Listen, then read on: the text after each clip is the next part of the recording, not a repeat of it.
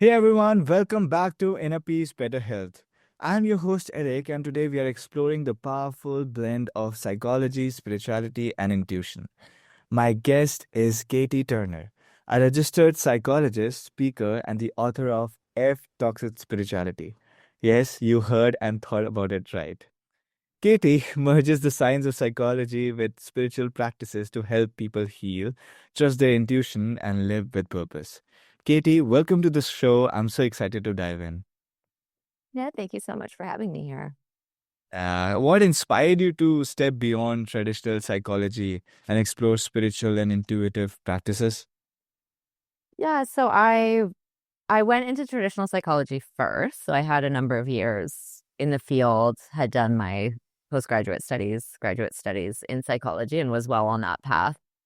Was Yeah. really skeptical and wouldn't have described myself as spiritual, but I ended up experiencing kind of burnout early on in the field, and I ended up getting a one-way ticket to India, and I ended up being there for about 9 months between India. Really? India? Yeah, yeah, I am from India. I am in India, right? yeah. Wow. Keep Katie, I'm so sorry. No, of course. And I didn't realize at the time, but now I know that I spent a lot of time at some different meditation centers. Also just wasn't working, wasn't in the kind of day-to-day hustle of like the busy rational mind. So I had a lot more space and was engaging in more spiritual practices, which now I know can actually like accelerate a spiritual awakening. So I didn't consciously realize that at the time, but when I started going through that, then I started having experiences that were on beyond just rational mind and more experiences of non-ordinary states of consciousness, and started on my own spiritual awakening journey. So that kind of that was where it first started. And there was a number of years, even coming back to Canada, where it still took a while to be like, how do I bring these together? Or is it even possible to bring it together? Yeah. Yeah. But yeah, it kind of just changed my whole sense of reality. Yeah. Wow. So was there like a turning point, was like the realization point in your life that just shifted your perspective on intuition and spirituality, or was just over time?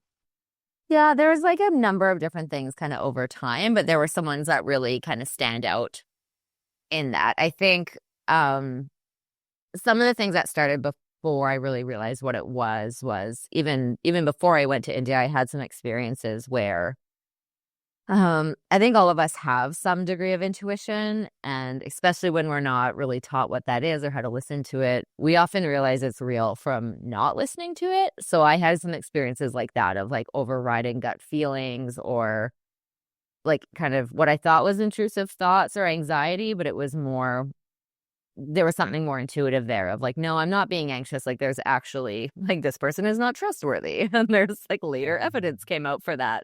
So Yeah. then, so that kind of planted some seeds of like, there's something here. Like some part of me knew this, even when my rational mind was trying to override it or talk me out of it. As I was like, there's something going on here.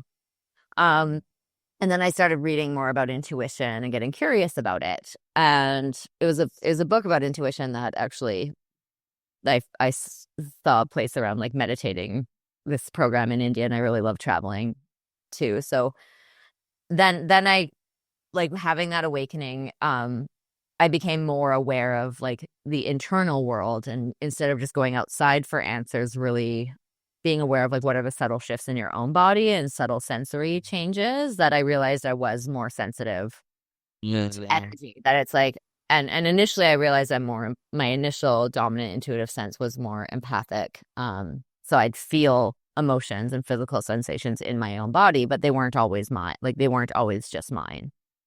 And so that was really eye-opening too, because Western psychology like treats it all like it's just ours, versus we could be connected to this bigger field. Yeah. Yeah. So, Katie, I also want to ask you, what is your definition of highly sensitive individuals? Well, I wouldn't say it's my definition. Like the highly sensitive person piece is actually a really well research defined term. If you search highly sensitive person, you'll run into Dr. Elaine Aron's work. So she's really studied the term over decades. She's got research validated self-tests. She's got some great resources on her website.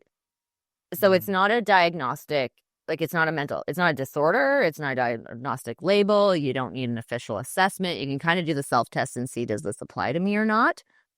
But it's Yeah. really more like a difference in nervous system wiring. So it's about 15 to 20% of the population seem to process sensory information more deeply.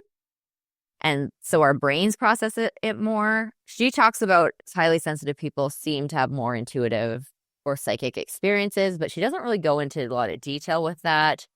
Yeah. I'm highly sensitive and I work with a lot of people who are highly sensitive. So I think there's actually like quite a bit of intuition going on in people experience. But yeah. Yeah. And I think in our society, when it comes to sensitivity, I think people often misunderstand this term as people who just cry about everything, you know. But I guess I consider myself, and I think I am a very sensitive individual. And I Mm, think it just means that I feel my emotions to a much deeper level. And I mm, actually feel my emotions and I'm aware about my emotions because I think I think in normal English dictionary, that's what being sensitive means, that you are aware about it. You are being sensitive to your emotions. And I honestly I don't think it's a bad idea. However, I do feel that letting your feelings lead you because they are very temporary is a bad idea, mm. or sitting in your feelings and making decision out of that place is a bad idea. But I really don't think that you know, having it as a character is a bad idea. So I really wanted to ask. There's a lot of different dimensions with it. I mean, the feelings is one part of it. If you check out her website's a great resource and the self-test is great. But part of it is like feeling the same emotions other people do, but more intensely. So like the good feeling the good higher highs, kind of lower lows, Mm, and being more moved, more aware of subtlety, often more reflective or more aware of internal world. But again, it's one dimension that we can understand ourselves by, and we have multiple kind of layers. So oftentimes in many cultures, sensitivity is almost treated like a bad thing because it's like, oh, why are you so sensitive? Or just toughen up. Or a lot of parents, like a lot of previous generation parents, didn't had more of the tough love, like didn't yeah, really know how to support highly sensitive yeah, children well. So we can kind of internalize beliefs like, oh, you're too sensitive or this versus like, no, yeah, again, it's like having the feelings aren't a bad thing, but we need tools to like mhm. ride those waves and not let them dictate our actions. Yeah, yeah. So you have worked with empaths and highly sensitive individuals, and we were talking about them. What unique challenges do they face, and how can they turn those sensitivities into strengths? So let's talk about challenges now. Yeah, so I think like one of the challenges for highly sensitive overall is highly sensitive people, we can be more prone to go into like fight or flight or feeling overwhelmed because of that extra depth of processing. Yeah. And nobody does well when they're in overwhelmed state. So Yeah. some of it is about how do we kind of support our nervous system? Because you can excel in different areas, but it's like we can be more prone to kind of burnout or overwhelm if we're doing too much at Yeah. once. Empathic ability is one that I always kind of warn people, be careful what you read on the internet or Google with that one, because it is not, at this point, it's not really well research defined, and there's quite a bit of debate in the field about what it actually is or what causes it. Empathic ability, it's more of an intuitive ability of dominant sensory gateway where we all have some level of intuition and it kind of comes through our physical senses, and we each Yeah. will have kind of one or two that are more dominant. So empathic people tend to more feel energy in their own body, like their intuition speaks with them through physical sensations, emotions. It does take more awareness and work to kind of recognize what's ours or not ours, to learn how to work with it, to not take on as much. Um, it often feels like a curse more than a gift, and but it is not studied to the same level as highly sensitive is. So again, like sometimes there can be overlap with neurodivergence or autism. Some people say it's like a trauma response. Personally, I think there's many pathways to different concerns. And in my experience, in my practice, I don't think that, like none of those capture everyone. I think Mhm. people can be empathic even without autism or without a history of trauma, but like that can also be it can show up in those areas as well.